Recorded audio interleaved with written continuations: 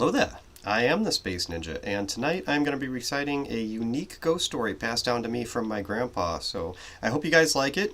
I'm just going to get right into it, guys. So dim the lights, grab some Halloween candy or some popcorn, sit back, and enjoy.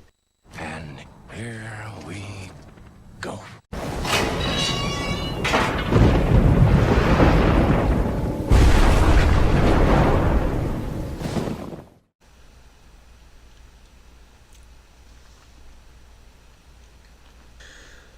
This is the story of a boy named Johnny.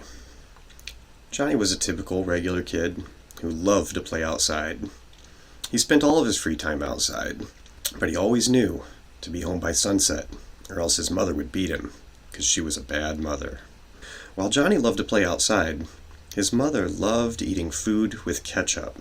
She put ketchup on everything she ate, and that was pretty much Johnny's life. He'd go to school, play outside, be home by sunset, and then he and his mother would eat dinner together.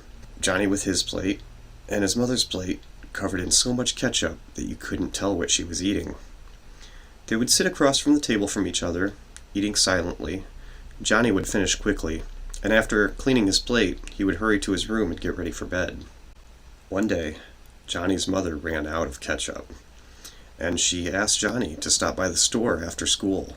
She said, "I put the empty bottle in your bag.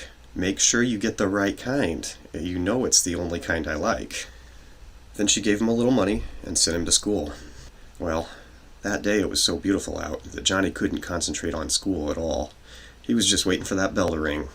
And when it did, he ran outside and he played and he played, and he lost all track of time and forgot all about the ketchup.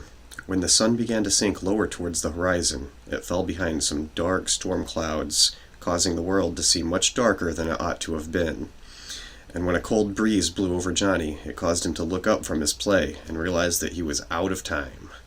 Quickly, he gathered his things, and when he snatched up his bag, the empty ketchup bottle fell out. Oh no, Johnny thought.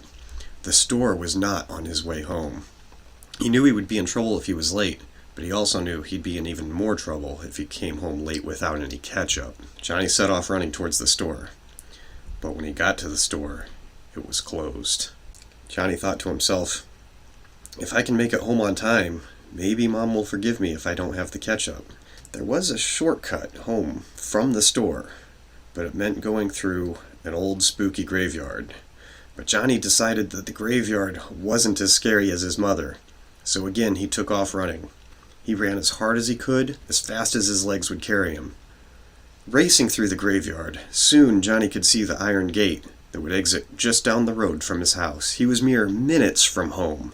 But even as he pushed himself, with one last burst of energy, arms pumping, heart pounding, the last flicker of sunlight began to fade, and the uneven ground, now bathed in shadow, forced Johnny to slow down.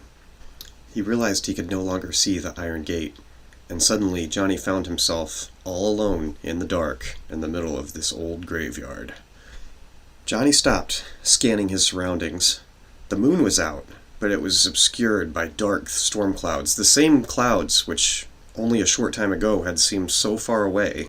There was a flash of lightning, and a noise, not thunder, somewhere close, just behind Johnny, causing him to spin around. He turned just in time to see something. But to Johnny, it was only a streak of a shadow, and he decided it must have been a bird. Still looking in the direction of that noise, Johnny noticed a freshly dug grave, and for a moment he wondered if he would soon be in a hole like that himself if he came home without any ketchup.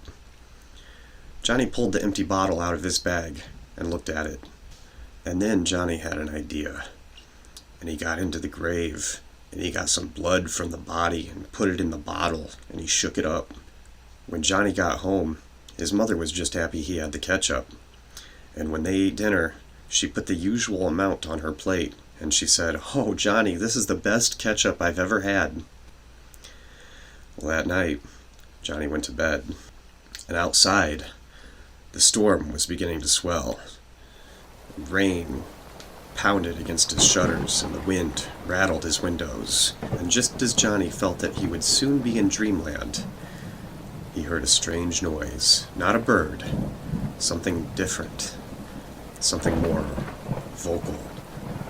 It was a voice carried in the wind.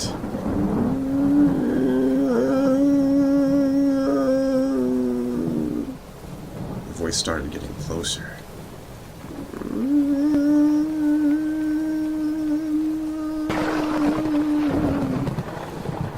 Closer and closer, until Johnny heard the front door of his house burst open. "Give me back my blood!" Johnny knew that he had made a terrible mistake. And then he heard heavy footsteps coming up the stairs.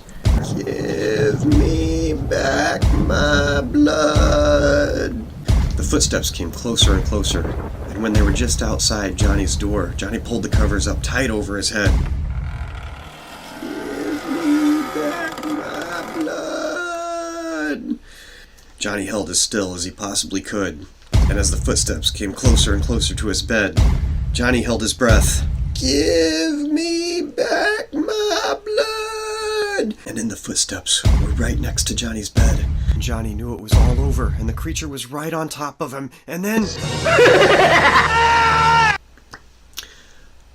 Johnny woke up, and it was all just a bad dream. Or was it?